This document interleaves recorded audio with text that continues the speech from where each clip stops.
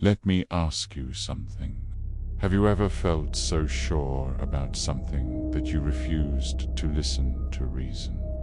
Of course you have. We all have moments when we know we're right, when nothing can convince us otherwise. For our traveler, those moments are behind him now, buried under layers of regret and fear. His name is Elias Bouchard, or was. Most people called him Eli. He had a wife named Margaret, a son named Thomas, and a life that looked pretty normal. But sometimes normal is just a thin veil over something darker. You don't see what's beneath until it's too late. That's when the nightmares started. Nightmares of cobwebs and claws, of eyes peering from the dark, of whispering voices that sounded like his name. And each morning he'd wake up with scratches on his arms and neck, as if something had reached for him in the night, just missed.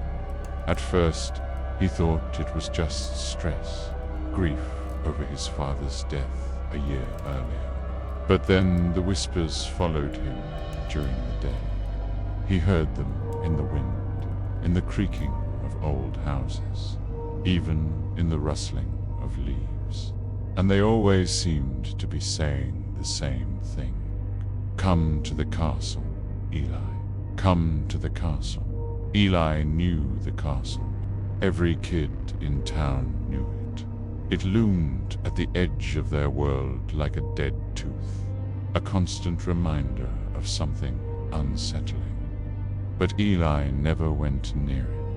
No one did. After the nightmares started, he couldn't stop thinking about the castle, about those whispers. They wormed into his mind like parasites, eating away at his certainty, twisting his days into nights and back again. One morning, he woke up and he knew he couldn't take it anymore. He had to go to the castle. He had to know what it wanted. He told his wife he was going into town for supplies, promised his son he'd be back before the sun dipped below the hills. Then he walked toward the castle, deeper and deeper into the gray embrace of the sprawling fields, the whispers growing louder with every step. When he finally stopped, the castle loomed before him, cold and forbidding. He walked up the path, each step crunching on gravel, the sound echoing like gunshots in the oppressive quiet. When he reached the iron gates, he hesitated.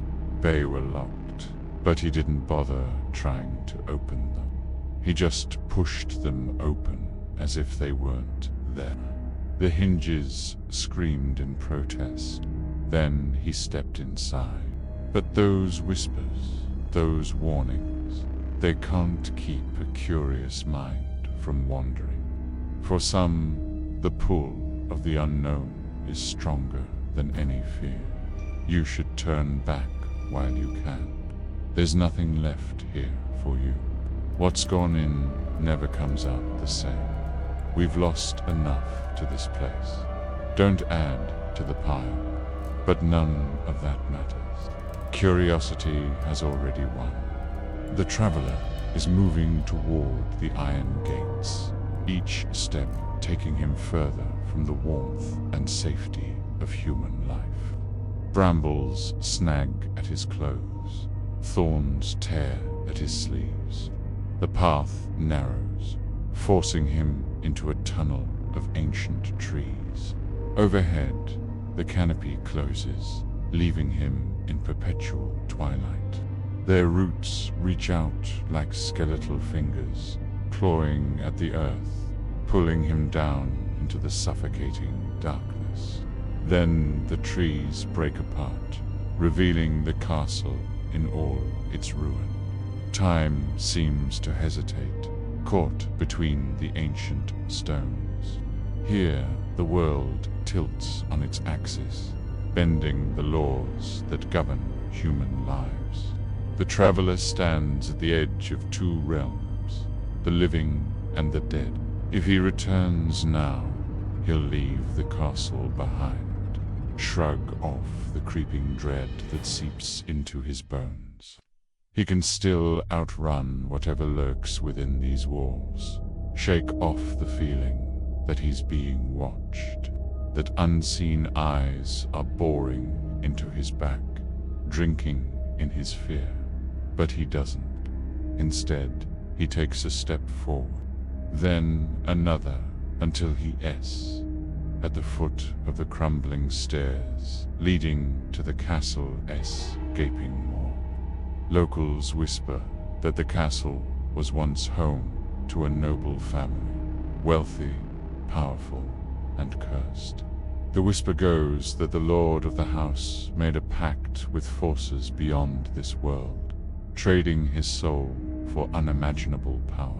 Or perhaps it was his wife who died in childbirth, her spirit forever bound to the castle walls, searching for the child that never drew breath. Nobody knows the truth, but everyone agrees on one thing. Something lingers in the castle, feeding on the life force of those foolish enough to enter. Yet the castle calls to some, beckoning them closer with promises of forbidden knowledge or a desperate hope that they'll find answers where others have failed. But once you cross the threshold, the castle doesn't let you go. The traveler moves through the archway and into the courtyard, the stones groaning beneath his feet. The sky above is filled with circling crows, their caws echoing his own pounding heart. The traveler hasn't moved, hasn't breathed. When the door creaks open, he can't turn, can't call out. He doesn't dare make a sound, because in Castle Rock, the buildings themselves often feel alive, as if the walls are listening, waiting, remembering. And now something else is here, something heavy. Pad steps, closer. Whatever it is, it pauses outside the room. The doorknob turns, then the door swings inward slowly. The traveler keeps his eyes locked on the floor, heart hammering against his ribs like a frantic bird. In the doorway stands a figure silhouetted against the torchlight from down the hall. It's tall, far too tall, and thin, impossibly thin. Its head is elongated, its shoulders impossibly wide. He can just make out the glint of eyes, two burning embers in the darkness. Whatever this thing is, it doesn't move. It doesn't speak. It just stands there, and the air grows colder. Then, after what feels like an eternity, the figure begins to move. It takes a step toward him, then another, and its eyes lock onto his. Panic rises in the traveler, hot and choking, and he finally finds his voice. "Who are you? What do you want?" The figure stops moving. The head tilts slightly, and the traveler sees the glimmer of teeth in the darkness. They aren't human teeth. They are long and sharp, suited for tearing, for rending. The creature opens its mouth wider, and he sees more. Glowing red tendrils writhe within, dripping with a substance that isn't saliva. It smells like copper. The traveler scrambles back, knocking over the stool beside him. The creature hisses, and the sound claws at his ears. It takes another step, then lunges. He screams and falls backward, knocking over the chair. The silver goblet spins end over end and crashes to the floor, shattering. The creature screeches again, and this time it moves faster. It's upon him in an instant, and he can see the glint of its eyes up close. They're black pits of nothingness, bottomless and cold. One of its hands, if he dares call those things hands, closes over his ankle, digging in with cruel strength. He cries out and tries to kick at it, but the creature holds on tight, its fingers like hooks made of bone. The second hand reaches for him, and he instinctively raises his arms to shield his face. The fingers brush against his skin, leaving trails of ice in their wake. He recoils, gasping as the touch sends a shiver down his spine. He can't stay still. He can't keep his eyes locked on those terrible eyes. He looks away, bile rising in his throat. He needs to get free, to escape while he still can. He kicks out blindly, catching the creature's hand in the knee. It howls, a sound of pure rage and pain. He uses the distraction to scramble away, hauling himself to his feet. The creature shakes its head, seeming to clear it. Then it lets out a roar and charges. The traveler doesn't stop to fight. He runs, stumbling through the castle's darkened halls, desperately seeking an escape. He doesn't know where he's going, but he can hear the creature close behind, its heavy steps echoing his own. There is nowhere left to run, nowhere to hide. The halls are endless, a labyrinth of stone and shadow. And all around him, the castle seems to sigh, ancient and weary. He can't outrun what's coming for him. He can feel its presence behind him, growing closer, hungrier.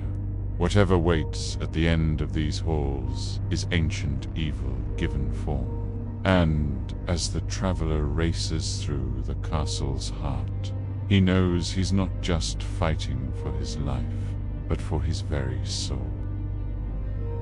The traveler doesn't wait. He slips out the far side of the chamber, his torchlight trembling as much as his hand.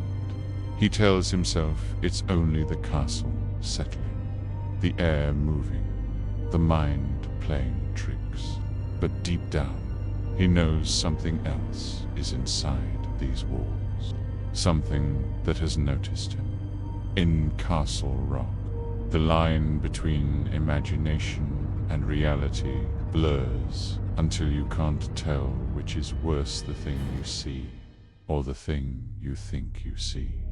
That's how it begins for the traveler. At first, it feels like exhaustion, nerves stretched too thin.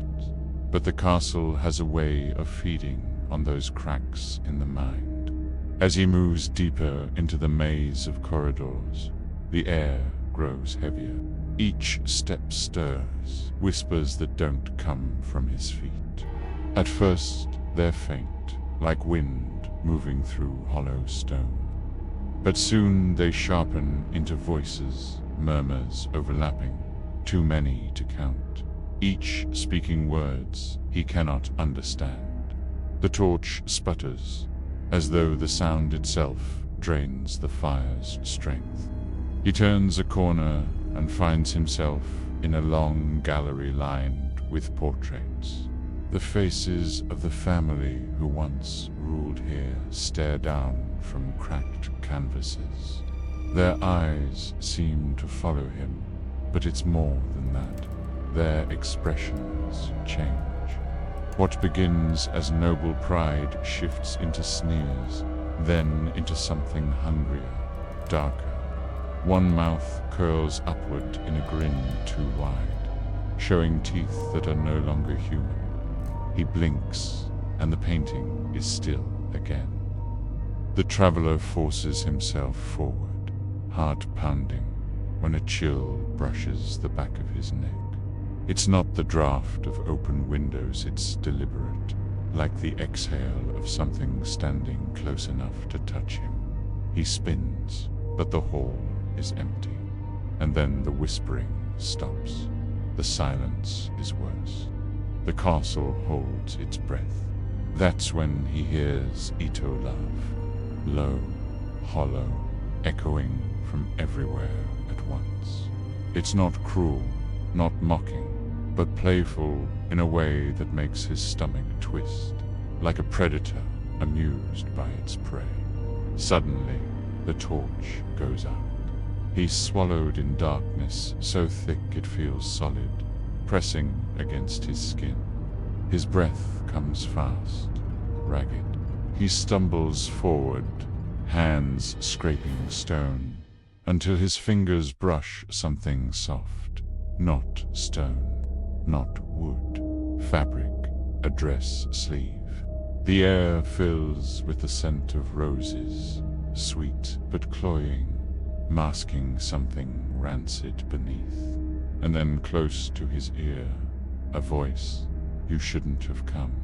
He jerks back, striking the wall, fumbling for flint. Sparks catch, the torch flares, and the gallery is empty once more. No figure, no voice, only the smell of roses lingering in the cold air. But the portraits have changed. Every face is now twisted into the same expression-wide, hungry grins, their painted eyes gleaming with wetness, as if they are alive and delighted. The traveler staggers backward, gripping the torch like a weapon. His mind claws for reason, but deep down he knows reason has no place here. He has been seen, he has been marked, and the castle has only just begun. In Castle Rock, secrets rot in silence, and the real terror begins the moment someone dares to dig them up. The traveler stands frozen, the diary slipping from his numb fingers. The castle is feeding on his terror, reveling in it. The traveler is no longer just a story to it. He's part of the narrative now, trapped in its cycle of pain and despair. There is no escape.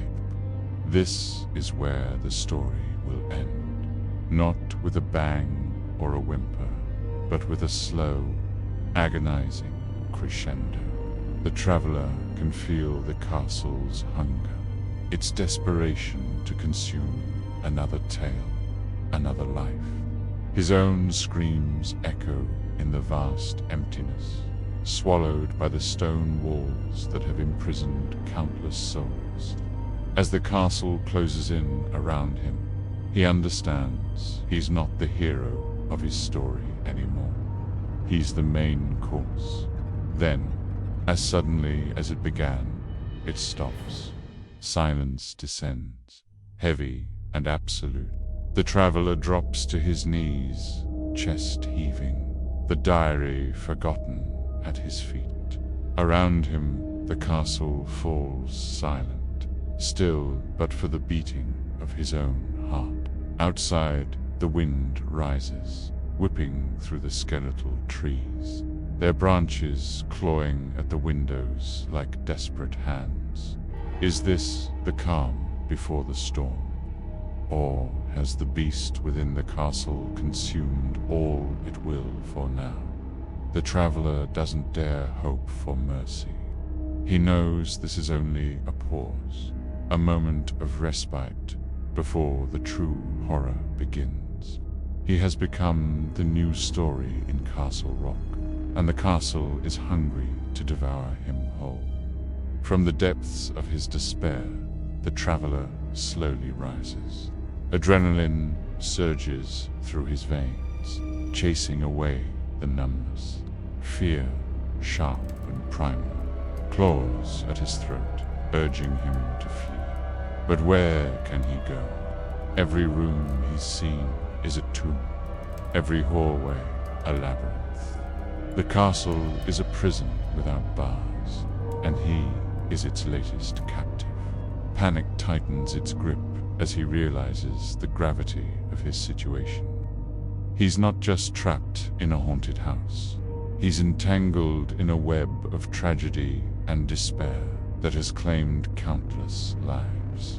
But as the fear threatens to overwhelm him, a spark of defiance ignites within the traveler.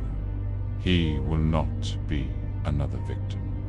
He will find a way out of Castle Rock. Summoning every ounce of strength, the traveler begins to explore, to search for an exit, a loophole, anything that can lead him to freedom. He must escape before the darkness consumes him entirely. But as he ventures deeper into the bowels of the castle, the traveler discovers that escape is not an option. This place feeds on despair. It thrives on captivity. Freedom here is an illusion, a mirage shimmering on the horizon just out of reach. Each step he takes, each room he enters, reinforces the castle's grip on his sanity. It's as if the very stones themselves are reaching out, trying to pull him under, to drag him into the abyss. Hope, that fragile flame, flickers precariously within him, threatened by the encroaching darkness. Yet the traveler refuses to surrender.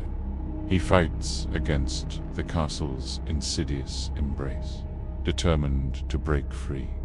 But with every passing moment, he feels himself changing, becoming a part of the very nightmare he's trying to escape.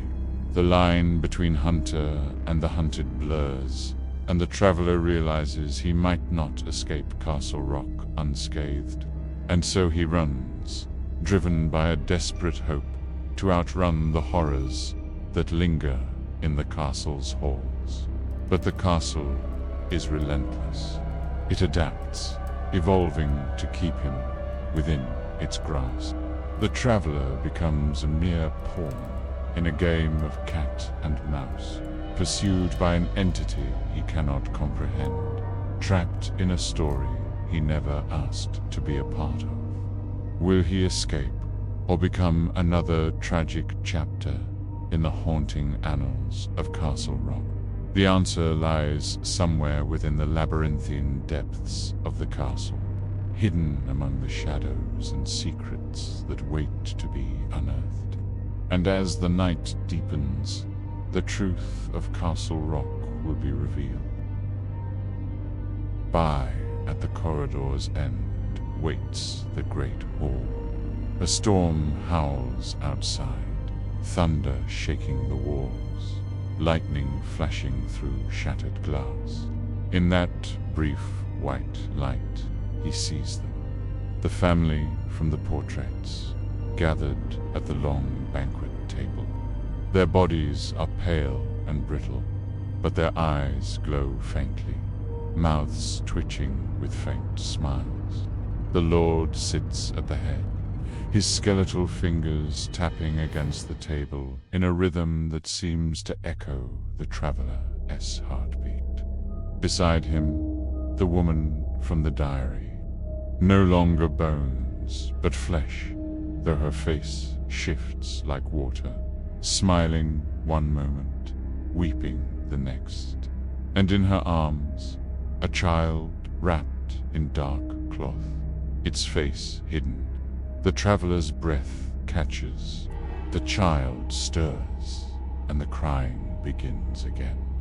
But it grows too loud, too deep, turning into a sound that vibrates through the stone itself. The cloth falls away, and the thing inside is no child at all. Its face is a hollow void, an abyss that swallows the torchlight whole. From its mouth spills a laugh sharp, mocking, ancient. The portraits above the hall ripple, every painted figure grinning wider, teeth breaking through canvas like bone through flesh. The castle shakes, dust falling in clouds, as though it too is laughing. The traveler tries to run, but the floor cracks beneath him, opening into blackness. Hands, skeletal, endless reach. From below, clawing at his legs, dragging him down. He drops the diary, its pages scattering, and for an instant he sees new words appear, written in fresh ink. "You are ours now," he screams, clawing for the surface, but the family only watches, silent and smiling. The woman leans forward, whispering the same words he heard before. "You shouldn't have come." The last thing he feels is the cold of stone giving way to nothingness. The last thing he sees is the child's void face, filling his vision, pulling him into endless dark, and then silence. The hall stands empty. The diary lies closed on the floor, waiting for the next hand to open it. Because in this castle, no one escapes. They only become part of the story. So let me ask you, dear listener, did you hear that? Did you feel that chill? Do you see how the shadows seem to dance just beyond your sight? Well, this old castle doesn't care about your answers. It only knows that another story has begun. For in Castle Rock, the story never really ends, just waits for the next poor soul to step inside. Here, at the end, we don't just tell stories, we make them come alive. We bring them to life with sound, with emotion, and with a dash of the macabre. Each word is carefully chosen, each phrase designed to pull you into our world, to make you feel the fear, to hear the whispers, and to see the shadows. It's not just entertainment, it's an experience. It's a collaboration between us and you, the listener. And we invite you to be a part of it, to let your imagination run wild, to let your fears take flight. Don't just listen to our stories, live them. Let them echo in your thoughts long after the final word is spoken. Let them linger in your dreams, just beyond your waking vision. And when the day is dark and the shadows grow long, let our stories be the first thing you think of, the first thing you reach for. Because here at the end, we don't just tell stories, we create memories. Nightmares you'll gladly revisit again and again. That's the truth of Gothic horror. Evil doesn't die, it lingers, it waits, silent and patient, in the walls, in the shadows, in the forgotten corners of the world. Our traveler is gone now, swallowed by the castle's hunger. But the curse continues. The portraits still smile. The diary still waits. And the castle still stands, cloaked in fog, calling to the curious and the brave or the foolish. Someone else will come. Someone always does. That's what makes stories like this so haunting. It isn't just what happened to him. It's the thought that it could happen to anyone. The wrong turn on a dark road. The urge to explore a place you shouldn't. The whisper that says, just one step closer. And here, the part that should chill you the most. What if the castle Docenti only exists in some far-off village, in some forgotten land? What if it exists everywhere, in the abandoned house, at the edge of your town, in the closed-off room of your own home, or in the silence that creeps in when the lights go out? Horror works because it follows you. When the video ends, the feeling doesn't. It lingers like the echo of a voice you thought you heard, or the flicker of movement you swear you saw in the corner of your eye. So tonight, when you lie in bed and the house groans in the dark, ask yourself, was that just the wood settling, or something shifting closer? And if you ever hear faint laughter, soft but hollow, from a room you thought was empty, remember this story. Remember the traveler. Remember the castle that never lets go. Because maybe, just maybe, it has already noticed you. If you enjoyed this story, don't forget subscribe for more horror tales just like this one. Every week we'll open another door, climb another staircase, and uncover another nightmare waiting in the dark. Go ahead, like this video, share it with a friend who loves a good scare, and join us again if you dare.